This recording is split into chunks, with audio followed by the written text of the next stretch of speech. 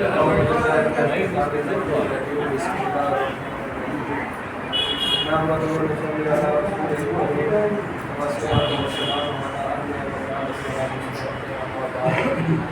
کہ ہم نے اس سے پہلے ذکر کیا تھا عقائد کے حوالے سے کہ اصول دین کے اوپر سب سے پہلے بنیادی کو توحید ہے، پھر اس کے بعد جو ہے وہ عدل ہے، مغفرت ہے، رحمت ہے اور قیامت ہے۔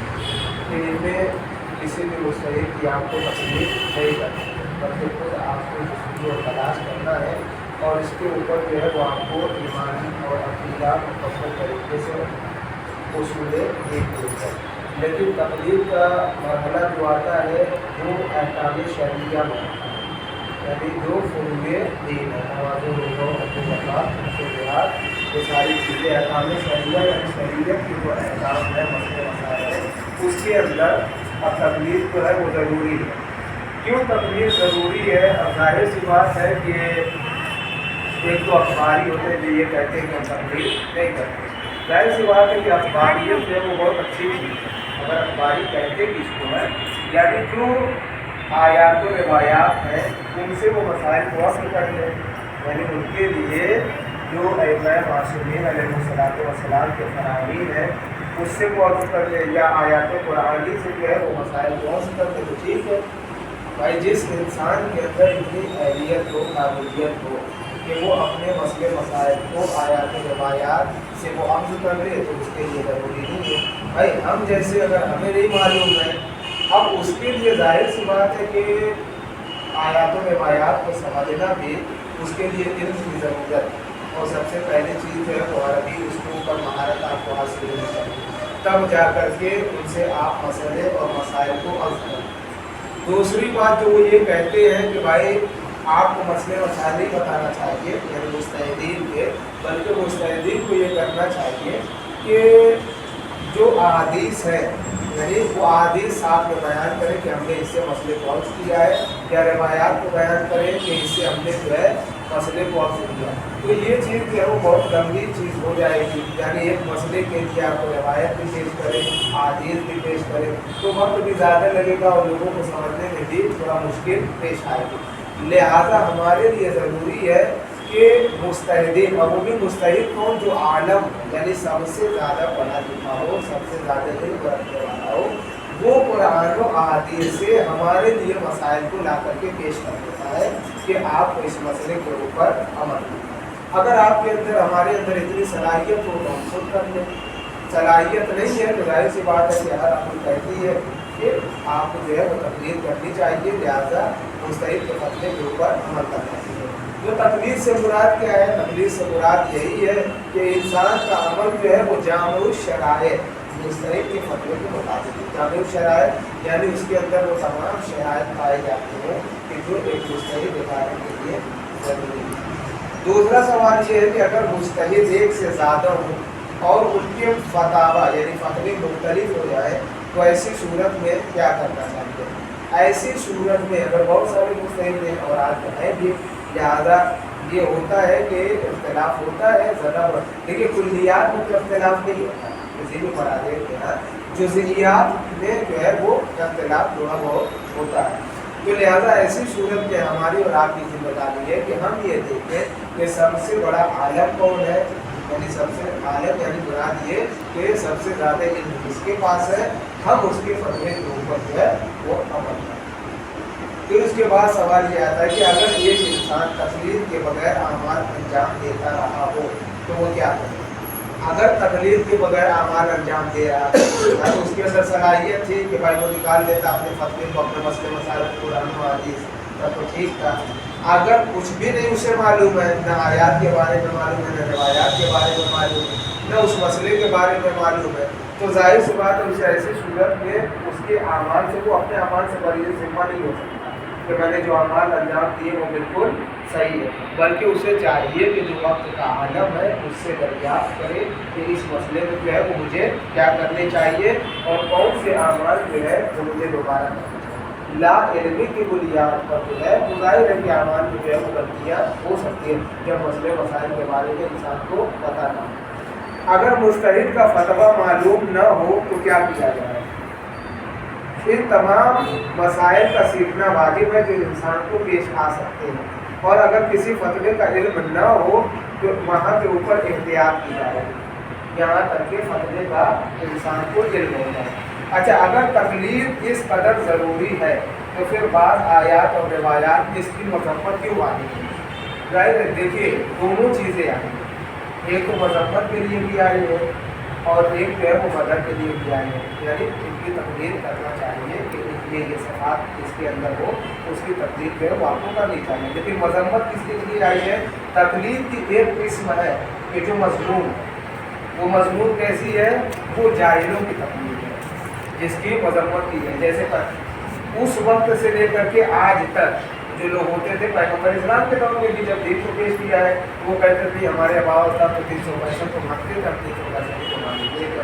تو یہ اپنے آباء و اجداد کی تقلید ہے، یعنی جاہل کی تقلید کرنا وہ مذمت اس کی بیان کی ہے، لیکن عالم کی تقلید کرنا وہ جو ہے وہ صحیح ہے اور انسان کو کرنی بھی چاہیے۔ اب اس کے بعد آتا ہے احکام شریعہ میں سب سے پہلی چیز ہے وہ نجاسات، کہ نجاسات کتنے؟ یہ نجاسات ہے جیسے پیشاب اور پاخانہ ہے، ہر اس حرام گوشت حیوان کا پیشاب اور پاخانہ نجیس ہے جو خون جہدہ رکھتا ہو، یعنی ہر انسان اور ہر اس حرام گوشت کا حیوان کا یہ خون جہدہ سے مراد، یعنی جب اسے ذبح کیا جائے تو جو خون نکلے اس کی رگ سے وہ اچھل کر جائے تو اس کا جو ہے وہ پیشاب اور پاخانہ جو ہے وہ نجیس ہے۔ لیکن خون جہدہ نہ رکھتا ہو اگر وہ حیوان احتیاط لازم کی بنا پر صرف اس کے پیشاب سے اجتناب کیا جائے گا۔ جی، خون اور مردار یہ بھی جو ہے وہ نجیس ہے، خون ہے اور مردار ہے ڈیڈ باڈی کسی چیز کی ہو وہ مردار جو ہے وہ نجیس ہے، چاہے وہ انسان کا ہو یا حیوان کا ہو۔ اور پھر وہ چیز کہ جس سے انسان کے اوپر مردوں کے اوپر غسل واجب ہو جاتا ہے وہ چیز نکل رہی ہو انسان کے جسم سے خارج ہو رہی ہو تو وہ بھی جو ہے وہ نجیس ہے۔ پھر اس کے بعد کتا اور سور ہے، بری کتا اور سور نجیس ہے، بری سے مراد جو ہے یہ خشکی میں رہنے والے جو کتا اور سور ہے یہ نجیس ہے۔ ایک سمندری ہوتے ہیں جو اس کے اندر رہتے ہیں تو وہ اس ٹکڑے میں نہیں آتے، بلکہ جو یہ خشکی میں رہتے ہیں یہ نجیس ہے۔ شراب ہے، شراب جو ہے وہ ظاہر ہے تو نجیس ہے۔ کافر نجیس ہے، البتہ کتابی کافر جو ہے وہ پاک ہے، کتابی کافر جو مراد ہے جو اہل کتاب ہے تو وہ پاک ہے، لیکن ناصبی اور غالی جسے کہا جاتا ہے نا، ناصبی جو بناتا ہے دشمن ہے بتا غالی جو بہت زیادہ جو ہوتا ہے یہ بھی ایک طریقے سے اسی نجیس کے صورت میں ناصبی اور غالی۔ نجاست خور اونٹ کا پسینہ، بلکہ احتیاط کی بنا پر ہر نجاست خور حیوان کا پسینہ جو نجاست کھاتا ہو اس کا پسینہ بھی جو ہے وہ نجیس ہے۔ اچھا، پاک چیز نجیس کیسے ہوتی ہے؟ ایک چیز پاک ہو وہ نجیس کیسے ہو جاتی ہے؟ پاک چیز جب نجیس چیز سے ملاقات کر لے اور وہ دونوں یا ان میں سے کوئی ایک سرایت کرنے والی تری رکھتی ہے، یعنی ایک جو ہے وہ سوکھا مان لیجیے اور ایک جو ہے وہ گیلا ہو، ٹھیک ہے، دونوں میں سے کوئی چاہے وہ پاک چیز گیلی مان لے یا پھر جو ہے وہ سوکھی چیز جو ہے وہ نجیس مان لے، کوئی ایک ان میں سے اگر تری رکھتی ہو گیلی ہو تو ظاہر ہے کہ جب دوسری چیز میں ملے گی تو وہ نجیس ہو جائے گی، اگر پاک چیز میں مل جائے تو وہ نجیس ہو جائے گی۔ اس کے بعد اگر کسی مائع کے ساتھ نجاست متصل ہو جائے تو کیا سارا مائع نجیس ہو جائے گا؟ مائع یعنی بہنے والی چیز، اگر کوئی بہنے والی چیز ہے اس میں نجاست گر جائے تو کیا وہ ساری بہنے والی چیز جو ہے وہ نجیس ہو جائے گی؟ ظاہر ہے کہ اگر کسی برتن میں اگر اس میں نجاست گرے تو سارا مائع نجیس ہو جائے گا، جتنی بھی بہنے والی چیز ہے وہ نجیس ہو جائے گی۔ لیکن ہاں اگر اس میں جیسے گھی وغیرہ ہے اگر اس میں نجاست گر جاتی ہے تو چونکہ گھی اگر بہنے والا ہے تو پورا کا پورا گھی نجیس ہو جائے گا، لیکن اگر سوکھا ہے تو جس میں نجاست پڑی ہوئی ہے اس اتنا ہی جو ہے وہ نجیس ہوگا، اسے نکالنے باقی جو ہے وہ پاک ہوگا۔ کیوں؟ اس لیے کہ سوکھا بھی ہے تو اس میں نجاست جو ہے وہ سرایت نہیں کرے گی، زیادہ جتنے حصے کوئی کا نجاست ہوگی وہ حصہ نجیس ہو جائے گا۔ اچھا، نماز کے بعد کسی انسان کو علم ہو کہ نجیس بدن یا نجیس لباس میں نماز پڑھنی ہے، मिसाल के तौर पर नजीस लिबास था या नजीस बदन था, उसके ऊपर हमने जो है वो नमाज पढ़ी है। तो यहाँ के ऊपर 3 सूरतें हैं। पहली सूरत ये है कि नमाज से पहले निजासत का शक तक भी ना हो, यानी हमें निजासत का शक नहीं था, नमाज पढ़ने से पहले हमें निजासत का शक नहीं था कि हमारा लिबास या बदन नजीस है। पहली सूरत ये है, ठीक है। दूसरी सूरत ये है कि निजासत का शक हुआ था लेकिन चेक किया तो कुछ नहीं मिला, भाई हमें निजासत का शक था, हमने चेक किया कहीं हमें मिला नहीं, ये दूसरी सूरत है। तीसरी सूरत ये कि निजासत का शक हुआ था लेकिन चेक किए बगैर जो है वो नमाज पढ़ी।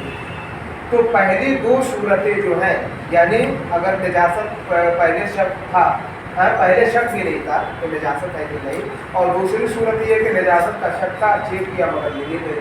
तो ये 2 सूरतें हैं। तो अगर नमाज इंसान पढ़ लेता है तो उसकी नमाज सही है। लेकिन जो तीसरी सूरत है कि भाई निजासत का शक था मगर चेक नहीं किया, तो ऐसी सूरत में अगर नमाज पढ़ लिया है तो जाहिर है कि उसकी नमाज जो है वो सही नहीं होगी, ठीक। अच्छा, नमाज से पहले कपड़े या बदन की निजासत का इल्म हो और फिर भूल जाए और इसी हालत में नमाज पढ़ ले तो क्या होगा? भाई हमें इल्म था कि हमारा कपड़ा या बदन हमारा नजीस है और हमने जो है जो हमें तो मालूम था, लेकिन उसके बाद भूल गए और भूल गए फिर उसके बाद नमाज पढ़ ली है, तो ऐसी सूरत में क्या होगी? अगर देखिए, अगर बेपरवाही और लापरवाही यानी निजासत को हमें कोई अहमियत ही नहीं थी, हमें मालूम तो था, हमने तो सोचा चलो हटाओ, यानी अगर लापरवाही की है, नमाज पढ़ लिया तो उसकी नमाज सही नहीं है, दोबारा नमाज पढ़। लेकिन हाँ, लापरवाही नहीं की है, उसे याद था, लेकिन ये है कि हो सकता हो कि अचानक भूल गया, वो याद था और वो सोच भी रहा था कैसा है कि मैं अपने आप को पाक कर लूँगा या लिबास को बदल लूँगा, यानी वो आगाह था इस बात से, लेकिन उसके बावजूद भी पढ़ लिया। तो ऐसी सूरत में पढ़ लिया तो वो नमाज जो है वो काफ़ी है, ज़रूरी नहीं है कि नमाज जो है दोबारा पढ़े। अच्छा, नजीस चीज़ के खाने पीने और दूसरे इस्तेमाल में लाने का क्या हुक्म है? नजीस चीज़ जो है वो खाना पीना ये भी हराम है, ठीक है। लेकिन जो है वो काम के जिनमें तहारत शर्त नहीं है, उनमें नजीस चीज़ों का इस्तेमाल करना जो है वो क्या है, जिनमें तहारत शर्त नहीं है, ठीक है। वो कौन सी निजासात है जो नमाज में माफ़ है, ठीक है। ज़ख्म है जो काबिल एतना ना हो और कुछ अरसे बाकी रहे तो उससे निकलने वाला खून उस वक्त तक माफ़ है जब तक वो ज़ख्म या फोड़ा ठीक ना हो जाए, ठीक है। चाहे ज़ख्म खारिज में हो यानी ज़ाहिरी से हो या बातिन में हो, इसी तरीके से ज़ख्म से निकलने वाली कीट हो, मवाद हो, तो ये ठीक, तो ये इतना इस हद तक माफ़ है। अंगूठे के कोर के बराबर अगर लगा हुआ हो खून तो वो खून भी जो है वो माफ़ है, ठीक है। तो बस शर्त ये है कि वो खून ना हो कि जिसकी वजह से औरतों के ऊपर गुस्ल वाजिब हो जाता है, उसके अलावा कोई भी खून हो तो खून जो है वो खून से बराबर इतना हो, एक कोर के बराबर, तो वो माफ़, उससे ज़्यादा जो है वो माफ़, ठीक है। और फिर उसके बाद जो है मुतनज्जिस पहनावा जो शर्मगाह को छुपाने की सलाहियत ना है, ठीक है। नजीस चीज़ कोई भी हो जो इंसान शर्मगाह को नहीं छुपा सकता हो, वह शर्ती के नजीसुल ऐन या नजीस मोटार से न बनाया गया हो, बिना पर एहतियात लाजिम, मसलन टोपी के आधार पर, टोपी हो गई अगर नजीस हो, ठीक है, अगर इजाज़त भी थोड़ी बहुत लगी हुई है तब भी जो है वो नमाज नहीं, या आधार बंद हो गया इंसान का अगर वो नजीस हो तब भी जो है वो उससे हो जाए। दूसरी चीज़ है इस्तिरारी हालत। इस्तिरारी हालत में यानी बहुत कम नहीं है, वक्त जो है बहुत जल्दी जिसे तय किया जाए, इस्तिरारी हालत में निजासत के नाम नमाज पढ़ना भी जो है वो माफ़ है। हाँ, अगर इत्मीनान हो कि आखिरी वक्त तक इस्तिरार ख़त्म हो जाए तो इंतज़ार करे और आखिर वक्त में जो है वो नमाज पढ़े। अच्छा, बदन या लिबास को पाक करने में अगर इंतहाई मुश्किल मशक्क़त झेलनी पड़े तो क्या ये भी 5वें में दाखिल है, यानी इस्तिरारी हालत में ये भी दाखिल है? तो जी हाँ, ये भी जो है वो इस्तिरारी हालत में दाखिल है, यानी किसी इंसान को निजासत तो है लेकिन भाई वो पाक नहीं कर सकता, बड़ी मशक्क़त उसे झेलनी पड़ रही है, बहुत मुसीबत उठानी पड़ी, तो ये भी इस्तिरारी हालत में दाखिल है। उसी कपड़े के ऊपर अगर नमाज पढ़ ले तो उसकी नमाज सही है।